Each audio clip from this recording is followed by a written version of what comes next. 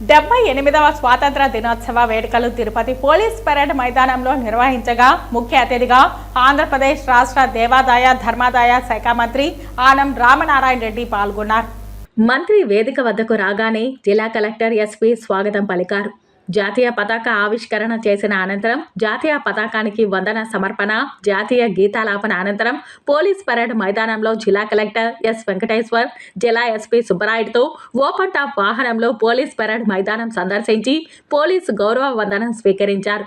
అనంతరం మంత్రి జిల్లా ప్రగతి నివేదికను సభను ఉద్దేశించి ప్రసంగించారు. ఈ స్వాతంత్ర దినోత్సవ వేడుకలలో తిరుపతి స్థానిక ఎమ్మెల్యే ఆరణి శ్రీనివాసులు, చంద్రగిరి ఎమ్మెల్యే పులివర్తి నాని, ఎమ్మెల్సీ బల్లి కళ్యాణ చక్రవర్తి, సిపాయి సుబ్రహ్మణ్యం తదితర ప్రజాప్రతినిధులు పాల్గొన్నారు.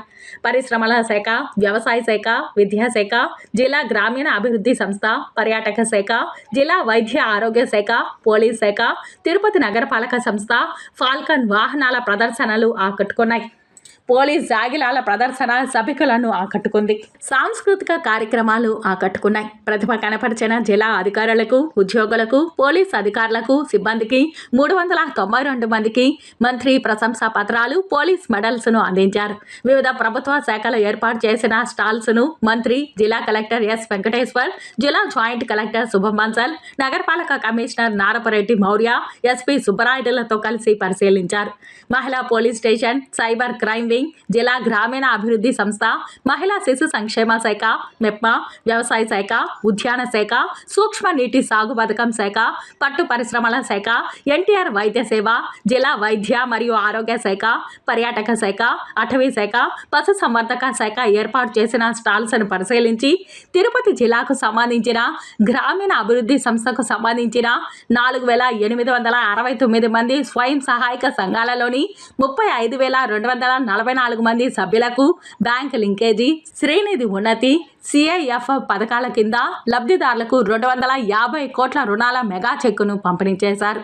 మెప్మాలోని 6,920 స్వయం సహాయక సంఘాలలోని సభ్యులకు బ్యాంకు లింకేజీ ద్వారా 96 కోట్ల రుణాలను మెగా చెక్కును మంత్రి, జిల్లా కలెక్టర్తో కలిసి పంపిణీ చేశారు. ఈ వేడుకల్లో జిల్లా ప్రజలు, పాఠశాలల విద్యార్థులు, స్వచ్ఛంద సంస్థలు, సీనియర్ సిటిజన్లు పాల్గొన్నారు. ప్రతి జిల్లాకు కూడా తన మంత్రివర్గ సహచరుల్ని ఒక్కొక్కరిని ఒక్కొక్క జిల్లాకు పంపడం జరిగింది.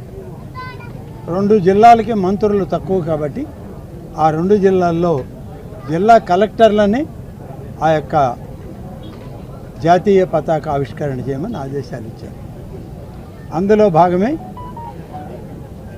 పూర్వం నెల్లూరు, చిత్తూరు జిల్లాల మధ్యలో తిరుపతి జిల్లా ఏర్పడిన తర్వాత ఈ తిరుపతి జిల్లాలో మా ప్రభుత్వం వచ్చిన మొదటి జెండా పండుగకి నన్ను ముఖ్యమంత్రి గారు నియమించి ఈరోజు ఈ కార్యక్రమానికి పంపడం, ఇక్కడికి రావడం, జిల్లా అధికారుల సమన్వయంతో విజయవంతంగా ఈ యొక్క స్వాతంత్ర దినోత్సవ సంబరాలని పూర్తి చేసుకున్నాం.